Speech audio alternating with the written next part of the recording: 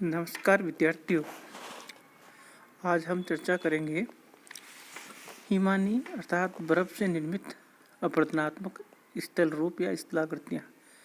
जैसा कि पूर्व के वीडियो में हमने आपको बताया था कि जो बहिर्जात प्रक्रम हैं या बहिर्जात जो शक्तियाँ हैं उसमें विभिन्न प्रकार के कारकों के द्वारा अपरदन और निक्षेपणात्मक स्थल रूप बनते हैं, जैसे नदी, हिमानी, काष्ठ आदि।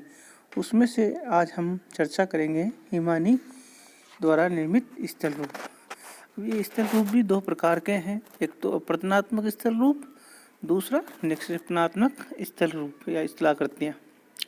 हम आज चर्चा करेंगे अपरदनात्मक स्थलाकृतियाँ कि बर्फ या हिमानी के द्वारा कौन कौन सी अपरदनात्मक स्थलाकृतियाँ बनती हैं।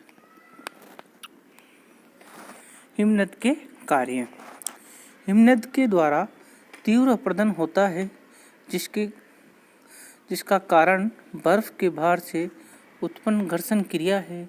हिमनद के गतिशील होने पर इसके तल में बड़े गोलाश्म व चट्टानी खंड घसीटे जाते हैं। ये चट्टानी टुकड़े हिमनद के संपर्क में आने वाली घाटी की तली तथा किनारों को प्रभावशाली रूप से अपरदित करते हैं। हिमनद अपक से रहित चट्टानों का भी प्रभावशाली अपरदन होता है, जिससे ऊंचे पर्वत भाग छोटी पहाड़ियों एवं मैदानों में परिवर्तित हो जाते हैं। हिमनद तीन प्रकार से अपरदनात्मक कार्यों को निष्पादित करता है। नंबर 1, अपघर्षण। हिमनद अपरदनकारी कारकों की सहायता से अपनी घाटी की तली तथा किनारों को अपरदित करता है। इस क्रिया को अपघर्षण कहते हैं। सेकंड है उत्पाटन। उत्पाटन की क्रिया में हिम के पिघलने से प्राप्त जल चट्टानों की संधियों में प्रवेश कर तापमान में कमी के कारण जमकर हिम का रूप धारण कर लेता है और फैलने लगता है, जिसके फलस्वरूप चट्टान कमजोर हो जाती है। जब यह बर्फ के नीचे की तरफ गतिशील होती है तो इन चट्टानों के बड़े बड़े टुकड़े टूटकर अलग हो जाते हैं। इस क्रिया को उत्पाटन क्रिया कहते हैं। नंबर 3 है जमना एवं पिघलना। जब गर्म जल या वर्षा का जल आधार तल की संधियों में प्रवेश करता है तो जमने और पिघलने की प्रक्रिया शुरू हो जाती है। रात के समय संधियों के अंदर स्थित जल जमकर फैलने लगता है और संधियों की दीवारों पर दबाव डालता है। अंततः चट्टानें खंडित हो जाती है। इस तरह इन 3 महत्वपूर्ण क्रियाओं के द्वारा विभिन्न अपरदनात्मक स्थल रूप हिमानी बनाती है, जिसे विभिन्न नाम दिए जाते हैं। इन हिमनद द्वारा निर्मित अपरदनात्मक स्थलाकृतियों में निम्नलिखित स्थलाकृतियाँ महत्वपूर्ण है। नंबर 1 है रॉस मोंटाने। ये एक प्रकार का चट्टानी टीला है। इसका निर्माण हिमनद के मार्ग में कठोर चट्टानों के आ जाने से होता है। इनका हिमनद के सामने वाला भाग मंद ढाल वाला तथा विपरीत दिशा वाला भाग तीव्र ढाल वाला होता है। नंबर 2, सर्क या हिमगह्वर कोरीर। सर्क हिमनद घाटी की शीर्ष भाग पर एक अर्धवृत्ताकार या आराम कुर्सी के समान आकृति वाला विशाल गर्त होता है, जिसका किनारा खड़े ढाल वाला या अवतल वाला होता है। अरेत। जब किसी पर्वत के दोनों ओर सर्क के विकसित होने से मध्य भाग अपरदित होकर नुकीला हो जाता है तो उसे अरेत कहते हैं। नेक्स्ट, हॉर्न या गिरिशृंग। सर्क के शीर्ष पर अपरदन के कारण पिरामिडनुमा चोटी का निर्माण हो जाता है, जिसे हॉर्न या गिरिशृंग कहते हैं। टॉर्न। सर्क के बेसिन में हिम पिघलने से जल भर जाता है, जिससे एक छोटी झील का निर्माण होता है। इस झील को सर्क झील या टॉर्न कहते हैं। प्रकशुंड। घाटी हिमनद का ऊपरी सिरा जब हिम क्षेत्र से बाहर निकल आता है तो वहाँ पर एक विशाल वृक्षशृंग का निर्माण हो जाता है। इस वृक्षशृंग ग्रीष्म काल में अधिक दिखाई देते हैं जब ऊपर की बर्फ पिघल जाती है। यू आकार की घाटी।